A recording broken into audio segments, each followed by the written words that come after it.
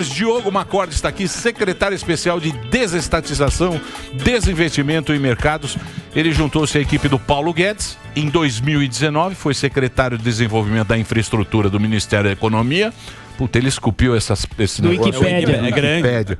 É um inferno, porque vê um puta negócio. A biografia. Preguiça. Nasceu em 81. Mas está aqui o Diogo Macorde. Para você, eu já passo direto aqui o Instagram dele, que é Diogo_Macorde. Macorde é MacCord. M-A-C-C-O-R-D. E tem o negocinho azul lá para você acompanhar. É da equipe Tudo do bem? Paulo Guedes. E é da equipe do Paulo Guedes. Muito bem. O que nós vamos falar hoje, Diogo? Você já esteve aqui? Falamos já do saneamento. Estive aqui, Emílio. Prazer enorme estar com vocês de novo. Vocês... deixa eu fazer um registro, porque das vezes anteriores que eu vim aqui, foi um sucesso. A gente conseguiu realmente dar visibilidade à agenda. Primeira vez foi sobre o marco do saneamento básico. Acho que é um golaço que o governo federal conseguiu conquistar. Fizemos a aprovação do marco em 2020, né?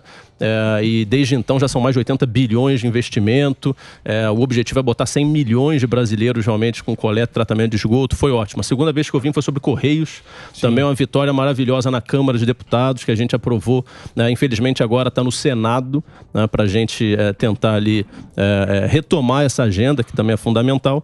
E agora a gente está na batalha de Eletrobras, né? Na reta final. Mas a agenda de privatização, felizmente, ela tem avançado bastante e a gente está aqui para debater tudo que vocês acharem que é importante para a gente trazer de informação. Então, por exemplo, o Correio é um problema. Porque o Correio, 25 anos, ele estava... Prejuízo e tal, não sei o quê. Vermelho. Aí o Paulo Guedes foi lá, não sei o que vocês fizeram, também não me interessa, porque é chato. Muito chato, é cheio de textos, mas deu um puta de um lucro.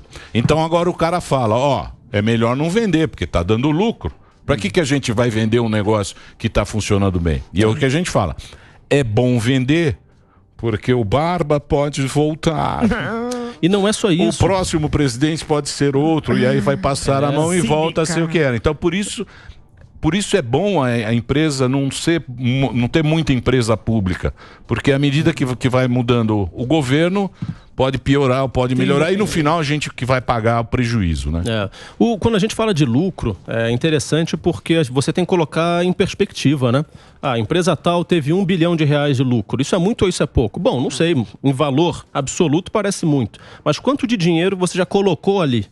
R$1 bilhão dividido por aquele dinheiro dá quanto?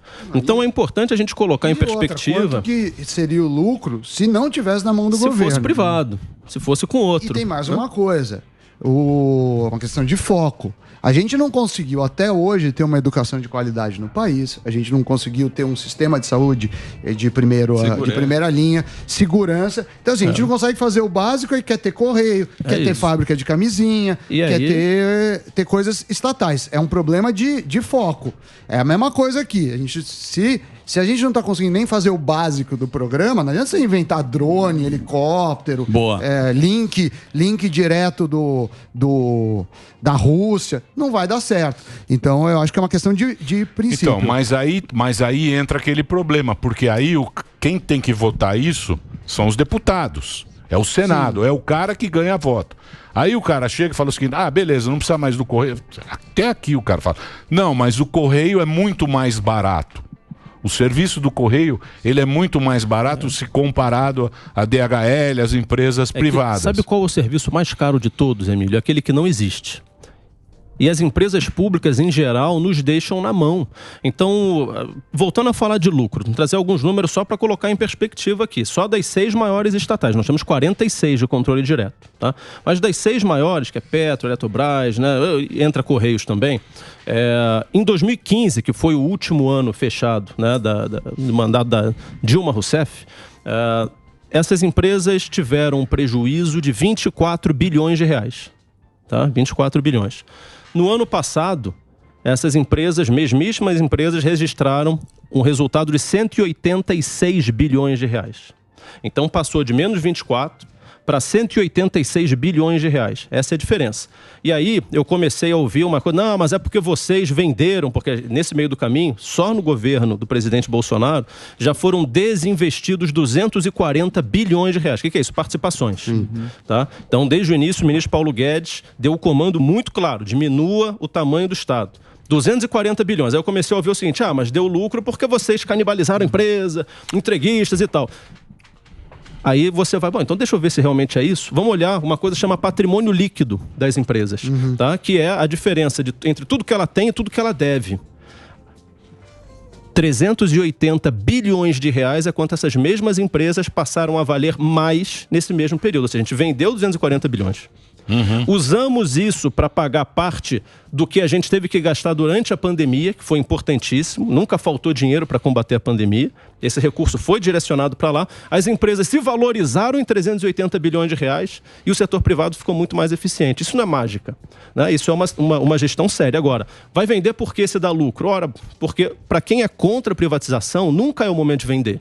Se ela estivesse dando prejuízo, ia falar, vai vender na Bacia das Almas, vai desvalorizar. Vai desvalorizar, tem que primeiro... Aí a gente vai lá, faz um puta trabalho de gestão, CEOs, presidentes excepcionais dessas empresas, coloca essas empresas nos eixos, 186 bilhões de reais de lucro, e agora eles mudam o discurso. Falam, vai vender por quê? Porque tá dando... Então, nunca é o momento correto. Sim. Só que o momento correto é agora.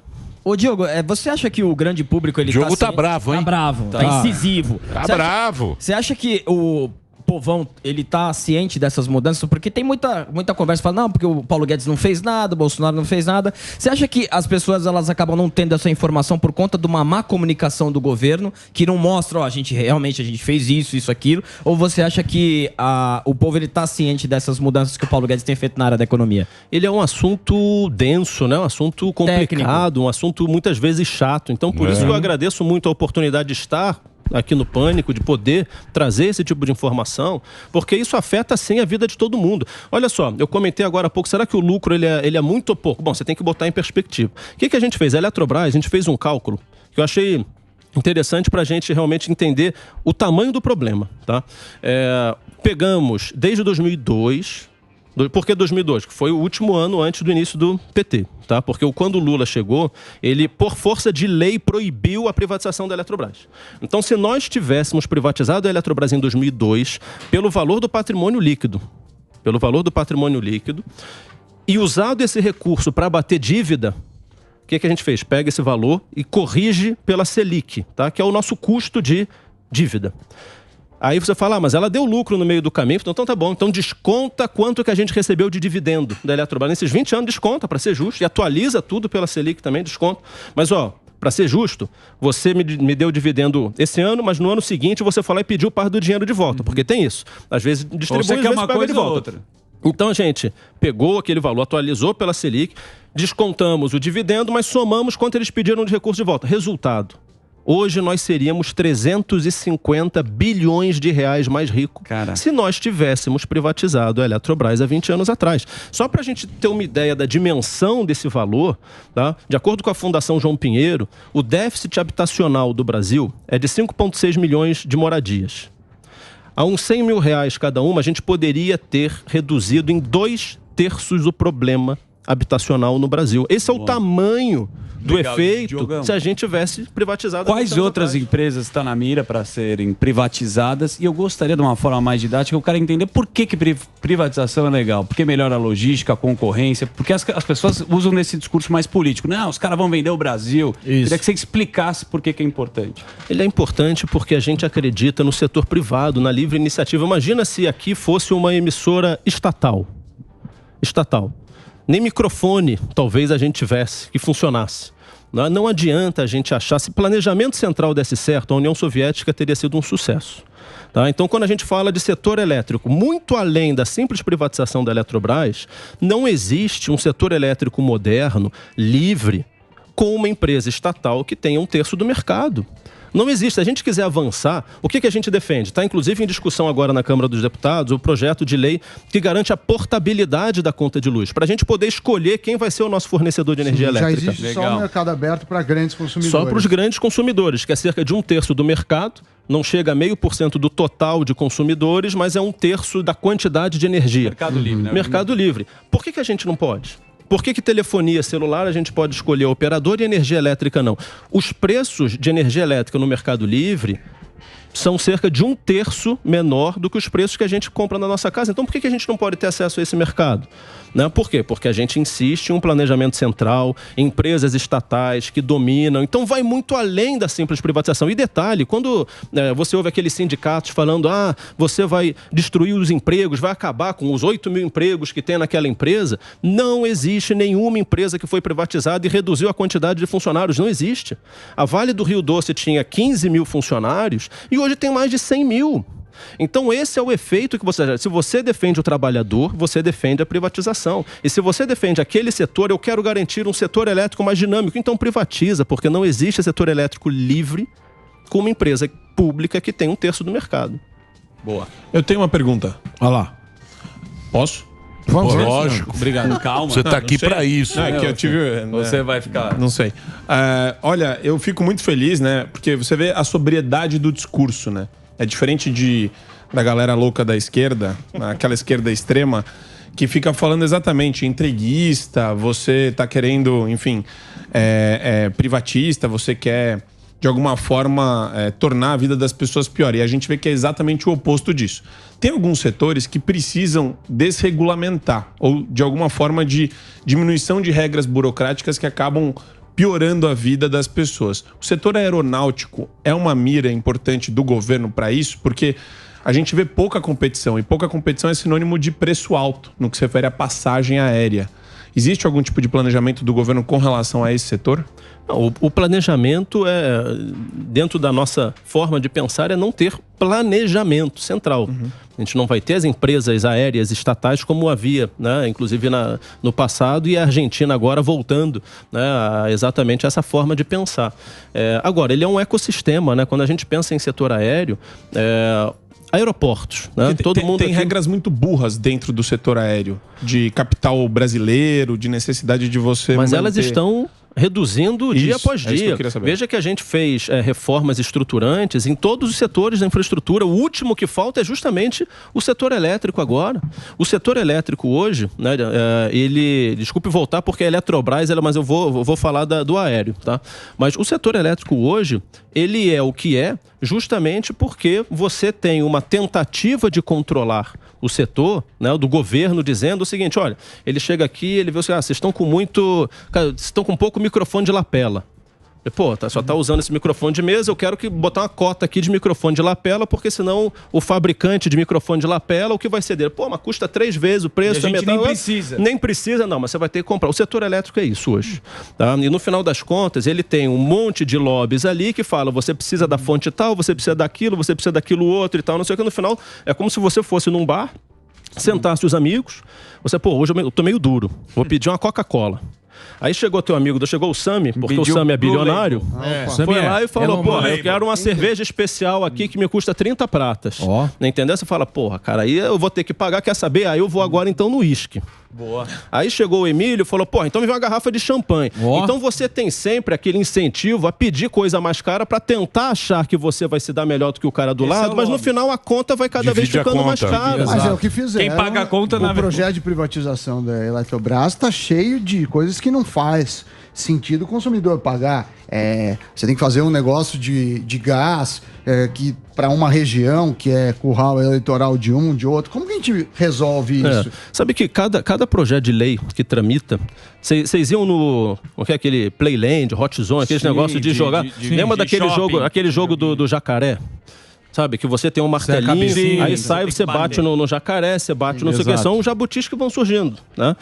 Só que de repente no final saem todos os jacarés de uma vez só, que você se joga em cima daquilo, você tem alguns que você não consegue, né? E eu vou te falar, mas deixa eu fazer quantidade de coisas que realmente ficaram para trás na tramitação da Eletrobras foram gigantescas, coisas muito piores, que iam inviabilizar por completo. Ficou as térmicas, só uma coisa importante, térmicas tem um papel importantíssimo no setor elétrico.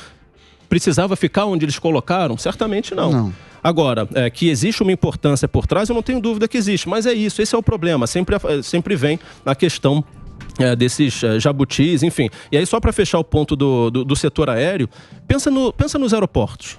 O que eram os aeroportos antes das privatizações e o que são hoje? Pensa no aeroporto que vocês costumam frequentar, como era quando ele era público, o que virou depois de privatizado. Então é isso que a gente está buscando, é sempre a liberalização dos setores e o incentivo ao investimento privado. Muito bem. Pão de queijo caro. Pão de queijo caríssimo, mas o Einstein é mais caro do mundo, mas é caché. 40 se você entrar no ar, pão de queijo do Einstein é muito mais bom. Eu parcelei, financiei um pão de queijo. Deixa eu perguntar uma coisa pra você, saindo totalmente desse assunto que a gente estava discutindo aqui outro dia. Sua equipe é muito boa, pode ter certeza. Por que vocês fizeram um esquema? Porque politicamente tá encalacrado, a gente tá vendo. Porra, era um Maia, colocava na gaveta e não sei o quê. Mas a equipe do Paulo Guedes, ela deu sem fazer toda essa que eles falavam, essa mudança, conseguiram fazer muita coisa nesse período que a gente passou por a própria pandemia, esse problema político, essa guerra política, essa chantagem que tem Suprema, não sei o quê, politicamente também foi conturbado. Conseguiu se resolver muita coisa, né? Acho que a equipe que está lá, Emílio, é um privilégio para mim poder trabalhar com aquele grupo, né? E o ministro Paulo Guedes, pela pessoa que realmente conseguiu atrair um grupo bastante dedicado e motivado. Então o pessoal vira madrugada sem problema nenhum ali, porque realmente a orientação, o norte que a gente tem, é um norte que todo mundo comunga. Então é um grupo que realmente trabalha muito e tem uma visão. A gente trabalhou muito no plano de governo, né? Então quando nós chegamos, todo mundo já sabia o que tinha que fazer. Tanto que o marco do saneamento, que foi a primeira oportunidade que eu vim aqui conversar com vocês, já era algo desenhado antes. Então todo mundo sabia o caminho, né? Todo mundo sabia que nessa agenda de privatização o caminho era esse o correto. Então é um grupo que realmente é extraordinário e a gente tem um maestro que é incrível. Então a gente tem que convencê-lo a vir aqui um dia. Não, mas ele é muito bravo. É bravo. Não, mas chama ele. É muito bravo. Agita lá pra nós. Não, vem pode vir, vem você, vem o... Mickey Mouse. Ela é boa também, que veio aqui também. Sim, a secretária. Boa secretária a Dani também. A Dani é craque, já veio aqui na época o Paulo Ebel também, já veio o Salim Matar, que era quem estava no meu lugar. Salim Matar pulou do cavalo. Pulou do cavalo. Ficou triste, não aguentou. Mas é difícil, né? É difícil, principalmente para quem vem do setor privado. É uma dinâmica diferente. Mas eu acho que a gente está avançando demais. Tem muita gente muito boa ali no governo. O Adolfo Saxida é uma pessoa também extraordinária, que tem uma visão macro de tudo que está acontecendo. Acho que o Guarani já veio aqui também. O secretário executivo também, que é extraordinário. Enfim, tem uma equipe realmente muito boa. Eu tenho uma pergunta. Diogo? Tá soltinho. Eu queria saber qual é o maior entrave que vocês têm hoje no que se refere ao plano político, o maior sabotador de projetos de desestatização do governo hoje. Eu sei que politicamente talvez você não possa falar, nomear, mas qual que é a entidade, a pessoa que mais atrapalha? Tem o ministério lá que quer gastar dinheiro para o Ministério do Desenvolvimento. Outro dia eu fiz a crítica lá, o Rogério Marinho ficou bravo comigo. Mas tem uma visão dentro do governo... Desenvolvimentista. Muito desenvolvimentista e pouco liberal, assim. Mas isso é política, amigo. Não, mas dentro do governo, não é da oposição. É lógico. Não é todo mundo, né? Você quer o quê? Falar é fácil. Você quer ser o ditador, pô. Aí é fácil. Quer ser o Putin. Aí é fácil. Você que quer que ponha uma estátua... Não sabotador, mas... Não é estátua. Não é estátua. Acho que tem que criticar eu sei que tem, mas você nunca vai ter. Política é arte do possível, pô. Sim. O Paulo Guedes... nosso papel é justamente criticar os outros. Eu sei, mas é a mesma coisa. Você fala lá, quando teve o negócio, o partido do Amoedo votou junto com a Benedita da Silva. Você fala, opa, alguma coisa tem aqui, pô. Mas até aí, se for pegar o histórico, o Bolsonaro, historicamente, sempre voltou. Sei, mas não é o Bolsonaro. Não é o Bolsonaro. É o sistema. Mas veja, mesmo dentro do MDR, né, o Ministério do Desenvolvimento Regional, o marco do saneamento é a agenda do MDR. Sim. E avançou. Agora a gente tem no nosso cardápio de privatizações sistemas de mobilidade urbana de Belo Horizonte, de Porto Alegre, de Recife. Isso é a agenda do Ministério do Desenvolvimento Regional, que a gente está avançando muito bem. A gente tem uma parceria muito boa com eles. Quando a gente vê, por exemplo, em 2020, o Paulo Guedes, eu lembro disso, ele falou, em 3 meses vou anunciar 4 grandes privatizações. Ele não fez isso. Por que ele não fez? Porque não conseguiu força política. Não, mas aí respondendo até... o que você acha que não foi força política ou os caras também melaram o jogo? Ele não desistiu. Não, Maia... as engrenagens, elas estavam enferrujadas. Veja, nós privatizamos... né? Agora, o Porto de Vitória, primeira privatização relevante desde 1998. Só que as engrenagens estavam enferrujadas. Santos vai ser quando? Santos vai ser no final desse ano. Então, a gente conseguiu realmente manobrar um transatlântico que estava encalhado. Eu concordo e acho que vocês fazem um bom trabalho. Estou falando que até o Paulo Guedes, que sabe das dificuldades, fala, eu vou privatizar tanto em 3 vezes, e ele não consegue, o ministro não consegue.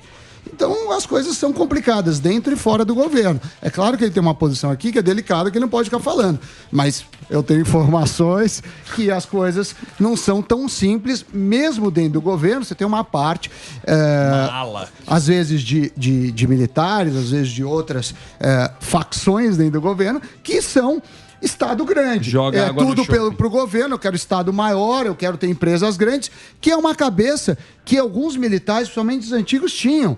Se você for... Vai falar mal dos militares. Não posso. Fazer Eu não carta posso de... agora, Não fala mal dos militares. O cara tá dando uma informação. Ele é economista, porra. Não, ele tá falando uma coisa que Mas gosta do cara. é verdade. Não é todo mundo que pensa da mesma forma. Se o cara é militar e porque ele é militar, a gente tem que concordar com ele, independentemente da ideia, é ruim, né? Então, mas isso é a política, Samidana. Sim. E na agenda de privatização é importante lembrar, né? Esse número ele é importante. 240 bilhões de reais de desinvestimento até agora. Isso é mérito do ministro Paulo Guedes, né? Realmente mostrando como que a gente consegue reduzir esse tamanho do Estado. Então, muitos desinvestimentos de BNDES par. Lembra que até pouco tempo atrás, né, o governo usava as empresas estatais para sair comprando participação minoritária em um monte de lugar e acabar tendo influência sobre política, aquilo. Só na Vale do Rio Doce foram vendidos 24 bilhões em ações e mais 11 bilhões em debêntures, 35 bi só na Vale do Rio Doce. Por que raios o governo precisa ter participação na Vale do Rio Doce? Na Gerdau, na Suzano. Então, todas essas participações foram sendo reduzidas e algumas privatizações indiretas já tinham acontecido com a BR Distribuidora, por exemplo. Que foram os... Isso ninguém viu. Né? É isso? Não sai. É isso que eu falei. Isso não saiu. É a reforma silenciosa. Isso, a reforma silenciosa dessa turma que está lá trabalhando de às 5 horas da manhã. E vai, aqui vai o Maia, não vamos fazer, coloca, eles vão lá de madrugada fazer, que é a reforma silenciosa. O cara trabalha. Que foi feita essa bagaça. A gente vê aqui é que não sai, né? Sem dúvida. A agenda de modernização do Estado com o Caio Paz de Andrade, né? Digitalização que tinha começado com o Paulo Ebel e o Caio continuou. Digitalização dos serviços, coisa que antigamente você tinha que pegar filas, quilômetros, agora você resolve pelo celular, com o GovBR. A desburocratização. Então, essa transformação foi incrível. Vocês chamam de MP também da liberal, né? Da liberdade econômica. Liberdade econômica que ajudou muito. Mas tem outros, enfim. A gente tem que olhar os dois lados. Eu acho que tem muito positivo, a área que você trabalha é muito positiva, mas, por exemplo, ninguém consegue me convencer porque a TV Brasil não foi privatizada. Exatamente. Se você conseguir me explicar, eu ficaria feliz. Porque até agora eu era não uma entendo. promessa. Mas melhorou, hein? Era TV melhorou Lula. nada. Tá ganhando da Rede TV. Melhorou. A audiência tá boa. Maurício Meirelles tem pra lá agora. Fazer o webbullying. Eu vou fazer. Eu ia perguntar isso. Boa, Sammy, ainda bem que Tá em quarto Boa pergunta, lugar. Sami. Ninguém assistia. Não, E aí? A resposta é a resposta é o seguinte: é impossível fazer tudo ao mesmo tempo. E prioridade é a palavra no singular. A gente tem que escolher quais são as brigas que a gente compra primeiro. Eletrobras é uma baita vitória. É uma empresa que foi utilizada nas últimas décadas para destruir o setor elétrico, não para ajudar, para manipular preço. Né? Os Correios é urgente, porque num momento onde cada vez mais a gente usa web commerce, você precisa realmente de um sistema logístico eficiente, é Correios. A EBC ela foi qualificada no PND, que é o Programa Nacional de Desestatização, e os estudos já foram contratados. Mas a gente não consegue fazer tudo ao mesmo tempo. A gente precisa priorizar. Mas ela está, sim, dentro do grupo de empresas que estão sendo estudadas para privatização. Porque essa não precisava de aval do Congresso, né? Mas são poucas que precisam. Só as maiores precisam. Né? Mas quando você pega a Ceitec, aquela famosa do chip do boi, tá? Ela era liquidação. Então nós chegamos no mercado e perguntamos o seguinte: quem quer comprar a Ceitec? Não apareceu ninguém. A decisão foi liquida essa empresa, só que você vende os ativos de maneira separada. Se alguém quiser comprar aquela fábrica, se alguém quiser comprar aquele maquinário, pode, mas ela entrou em liquidação. A liquidação ela está atualmente paralisada por conta do TCU. Né? Então, nós estamos esperando a liberação do TCU para continuar avançando. Então, até uma liquidação... Tem alguma previsão, não? É tudo muito... Não, mas uma parte do governo, ele está falando isso, claro, com a visão dele, mas parte do governo defendeu a IBC. Falou, não, é importante, porque senão vai ter funcionários. Os caras dão migué também. Não é fácil. Porra, se aqui na Jovem Pan já tem os... Tem o quê? Tem os canhoteiros, tem os... Só que tem uma diferença. Aqui não é dinheiro privado. Não é, exato. Lá é dinheiro público. É nosso. Então tem uma diferença. É só Quando o nós. cara quer na casa dele, você quer na... Dinheiro público não é de ninguém, Então, sabe? você chega na sua casa e você quer botar aquele busto do... Como que é? De quem? Motumbo que você tem. Lá o busto na granja do Motumbo. Você quer gastar milhões? Beleza. Você gosta muito do Deus Motumbo, a gente sabe, você põe lá na granja. É o seu dinheiro, você ganha com o seu trabalho. Se o governo resolve fazer o Deus Motumbo no meio da cidade... É o meu dinheiro. Você é muito rico. Não sou, não. Bilionário. O maior problema dele Você é muito rico. Eu sou o quarto com o dinheiro que você tem, com o dinheiro que você tem, você acaba com a fome mundial. Você compra o Paulo Guedes. Você compra o Twitter. Você acaba com a fome mundial. Você compra a EBC, o Paulo Guedes e o Paulo Guedes. Só um break, rapidinho. Precisa fazer break, Dedê? Como não? Eu preciso fazer um break. Oi? Do que? Agora mudou tudo de novo? Vai na dele. O que eu vou fazer? O que eu tenho que fazer? Segue o jogo. Hã? Aqui até 1h36. Eu quero ficar até as 2. Você agora vai mandar. Vai aí. Então vem aqui fazer uma pergunta. Mudou tudo. Puta, os caras mudam aqui. Então não tem break agora. Tem o nome 15. Você quer fazer o nome 15? Não, eu preciso fazer um... Então vamos para o break. Desculpa, meu Zé. A eterna briga do break. É que ele quer brigar agora. Se tivesse privatizar. Vamos privatizar. Privatizar o Delari. Fazer o break rapidinho, a gente continua aqui com o Diogo Macorde. Deixa eu passar aqui o Instagram dele. Põe lá. O que é? Vão te privatizar. A toba do Delari. Eu não sei, é que eles mudam aqui, porque a gente tá em rede. Sim. Pro Brasil inteiro. A gente tá em todo o Brasil, a gente tá na rede de rádio, na TV, não é uma EBC organizada, entendeu? Melhor lá tá mais organizado. Então é tudo aqui. E aí tem os breaks da rede e é uma confusão danada, porque tem 70 mil chefes. Então a gente fica perdido no meio de tanto chefe. Mas eu vou fazer o break. Posso fazer? Porque senão eu sou o chato no final das contas. Mas também não tô preocupado com isso, viu, Dedê? Eu vou fazer o break rapidinho, o papo tá muito bom. Diogo Macorde tá aqui com a gente. Aqui, ó, tá o Instagram dele aí, se você quiser conhecer mais o trabalho que ele tá fazendo. Ele é secretário de desestatização, desinvestimento lá do Paulo Guedes, do Ministério. Então, da Economia. Diogo _Macorde. Quem está no rádio, escreve MACCORD. Daqui a pouquinho a gente volta. Ô Diogo, o Sam fez a pergunta e até fazer também essa, baseado no que ele falou. Qual é a diferença da empresa que ela precisa ir para o Congresso para votar e aqui teoricamente iria diretamente a privação diretamente pelo governo, e você acabou de dar o exemplo daquela empresa que ninguém quer comprar. E qual é o desafio de vender, de fazer a privatização quando é necessário apenas só o governo federal? O que a etapa adicional é você aprovar um projeto de lei no Congresso, que é sempre um desafio brutal complementar, né? Então, isso demora, vamos colocar aí por baixo, 1 ano para você conseguir aprovar uma lei. Se você não precisa dessa lei aprovada, você já começa a modelagem. Mas nada impede que você faça os dois, inicie os dois ao mesmo tempo. Então, no caso dos Correios, o projeto ele está hoje esperando para ser aprovado no Senado, mas os estudos já estão praticamente concluídos. Então, se o Senado aprova hoje esse projeto, a gente já consegue colocar no TCU, né? Porque a etapa quais são as etapas? A gente primeiro qualifica, uma etapa burocrática, tá? Que é qualificar. Existe um conselho de ministros chamado no final hoje se chama o Conselho do PPI, mas você coloca aquilo dentro do Programa Nacional de Desestatização, uma etapa burocrática para a gente poder contratar o BNDES. Aí o BNDES contrata as consultorias para definir quanto vale aquela empresa, né? O estudo concluído a gente coloca no TCU. Então essa primeira fase a gente pode fazer em paralelo com a tramitação de um projeto de lei para você conseguir privatizar. Chegou ali na frente, apresenta para o TCU dá o ok, propõe alguns ajustes, né? Você tem as determinações e as recomendações. O que ele determina, você tem que fazer, acabou. O que ele recomenda, você pode contra-argumentar, né? Incorpora aquilo nos estudos e aí abre o edital, acabou. Mas essa etapa, como eu disse, como as engrenagens elas estavam todas enferrujadas, você não tinha mais as estruturas dentro do governo para fazer isso tudo. E aí, como que contrata uma consultoria? Quem que vai fazer esse trabalho? Quem que é o coordenador? Você não tinha essas pessoas. A gente teve que remontar toda essa estrutura, que não existia há mais de 20 anos. Então, demorou no início, por isso que a estratégia foi: vamos avançando com as reformas setoriais, junto com os desinvestimentos, porque são as participações indiretas, enquanto a gente faz os estudos. Agora os estudos estão prontos, por isso que está vindo uma privatização depois da outra. E está na mão de quem agora? Parte já está no TCU, parte ainda está com a gente. Outras coisas a gente só pode mandar para o TCU depois que o Congresso aprovar, como é o caso dos Correios.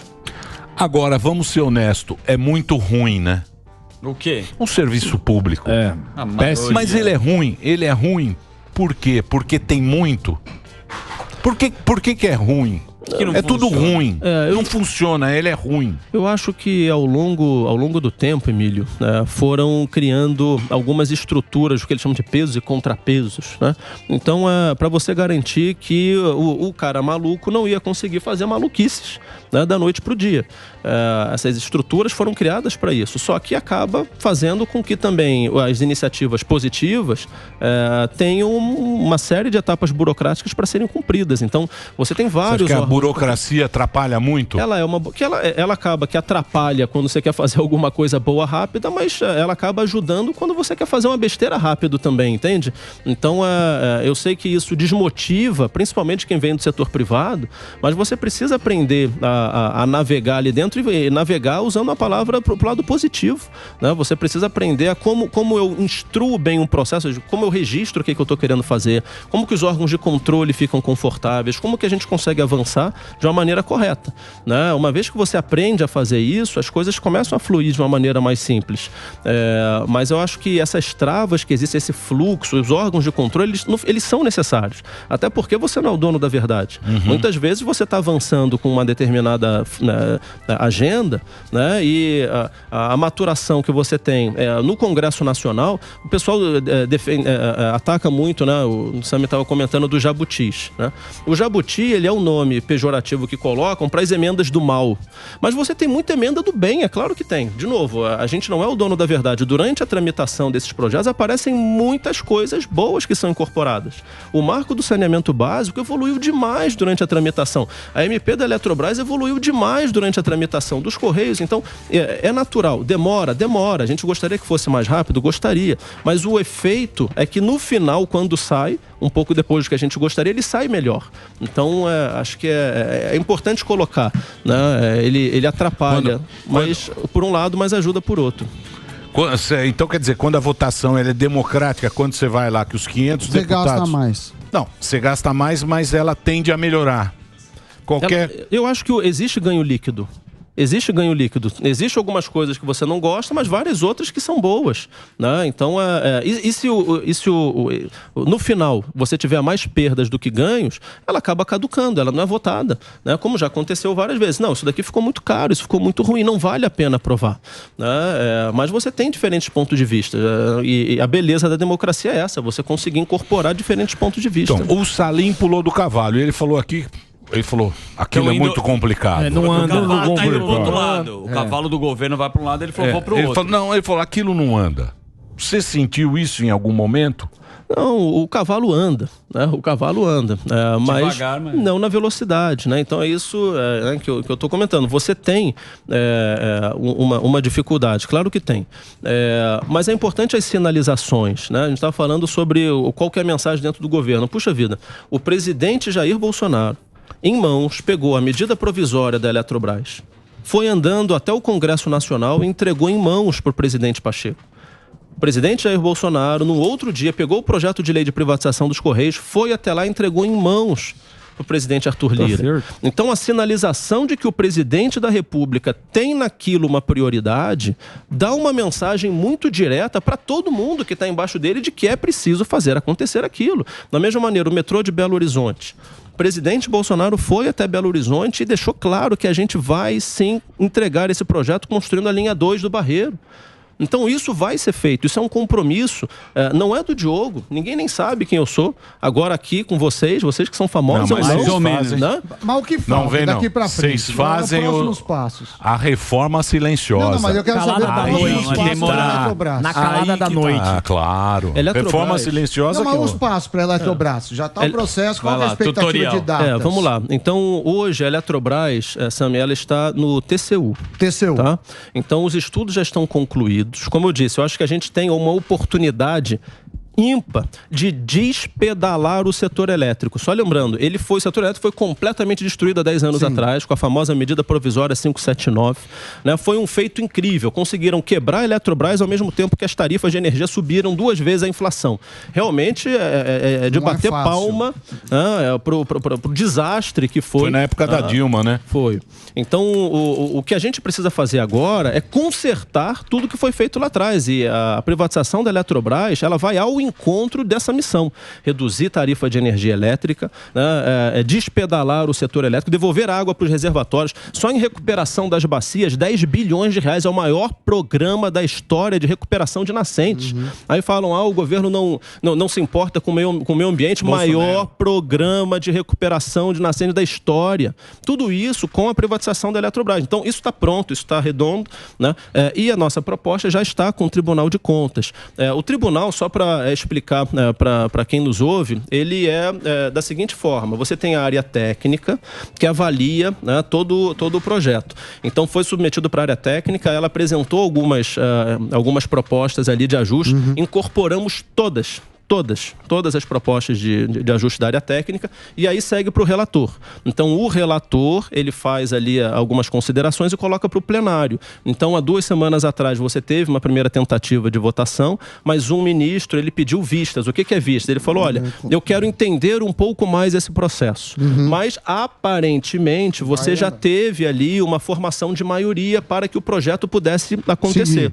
Então ele volta para o plenário do TCU no dia 18 agora de maio, né? E em havendo convergência, ou pelo menos maioria, você não precisa ter unanimidade. Olha, eles até podem pedir alguma alteração, tá?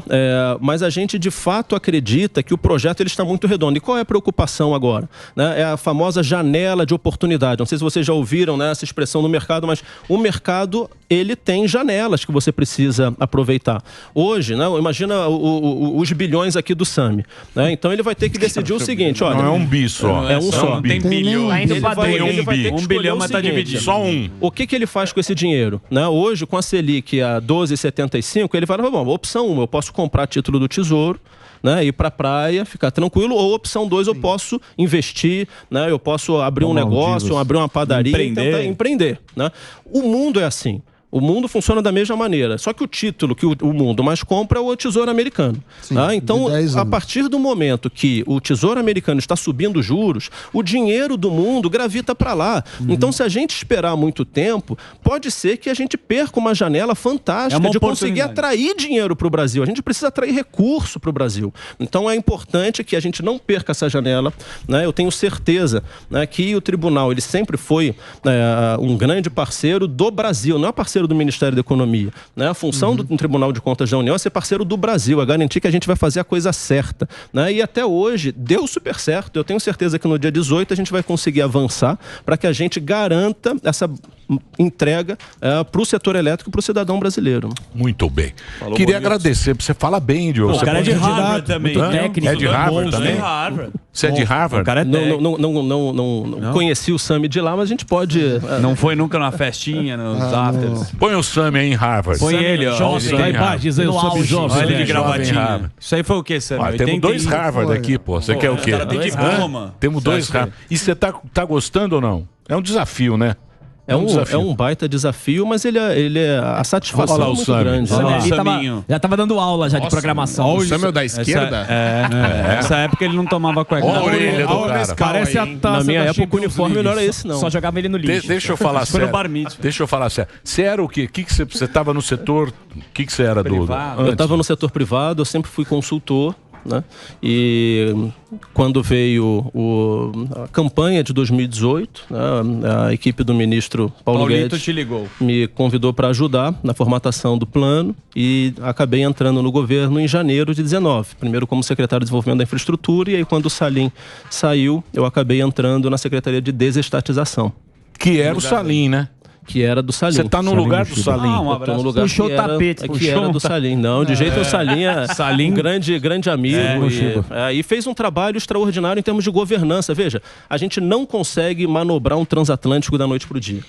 Esse resultado que as estatais apresentaram é um resultado graças à mudança de 180 graus na governança que elas tinham. Antes, qualquer um entrava como presidente, como diretor de qualquer empresa. Hoje, não. Hoje, você precisa ter pessoas qualificadas que entreguem resultado. Você teve, obviamente, uma mudança radical em como você gera essas empresas. E isso começou realmente desde o dia 1º de janeiro de 2019. Mas também... Tá falando bonito como candidato. Mas também... Tô vendo as fotos Claro. aqui. Aguardem. Isso aqui não... A reforma silenciosa. Ninguém falou, porque ela é silenciosa entre eles. Ninguém falou. Mas é boa. Mas a Fala gente alto. vê. É A boa. gente vê. Você também Ó não o falou. Super-Homem. Não falou. Super-Homem nunca falou. Nunca falou da Super-Homem reforma tem tesão. silenciosa. Já falei sim. Falou nada. Ó, deixa eu passar aqui o Instagram do Diogo. Obrigado, viu, Diogo? Diogão. Obrigado pelo papo, foi Prazer muito enorme. bacana. Explicou aqui pra gente mais ou menos. É um papo meio... Monstrão, Técnico. mas é bom. Gostei Não, dele. é um papo Cara muito bom. técnico. Já veio Boca de vários. monstro. Quando Luta você... contra desenvolvimentista e esquerda maluca. Isso é Não. difícil. Superman quer comprar sua jaqueta. Quando entra o negócio de TCU, confunde a cabeça de todo mundo. É burocrático pra caramba. Mas acho que deu pra dar uma conversada com ele. Diogo Macorde. Se você quiser mais detalhes, você entra lá no Instagram dele, que é Diogo_Macorde.